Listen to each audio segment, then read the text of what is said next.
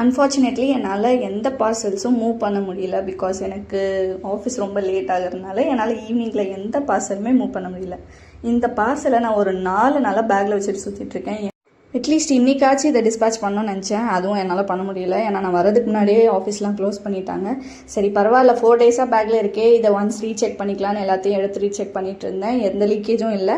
Okay, எல்லாமே நார்மலாக தான் இருக்குது. பட் இருந்தாலும் இதை மறுபடியும் பேக் பண்ணி நீட்டாக கொடுக்கணுன்றதுக்காக எல்லாத்தையும் மறுபடியும் கலைச்சிட்டு முதல்ல இருந்து ஆரம்பிப்போம் அப்படின்னு பேக்கிங்கை ஸ்டார்ட் பண்ணிட்டேன். ஸோ கைஸ், நீங்கள் ப்ராடக்ட் ஆர்டர் பண்ணிட்டு 10 days 15 ஒர்க்கிங் டேஸ்னு வெயிட் பண்ணணுன்ற அவசியமே இல்லை.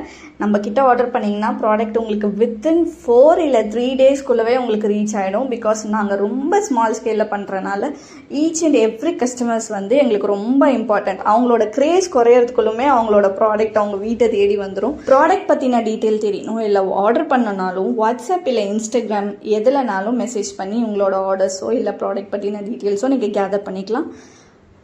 அட் லாஸ்ட் இந்த பார்சலும் சேஃபாக பேக் பண்ணிவிட்டு இது நாளைக்கு டெலிவரியும் கொடுத்துருவோம்.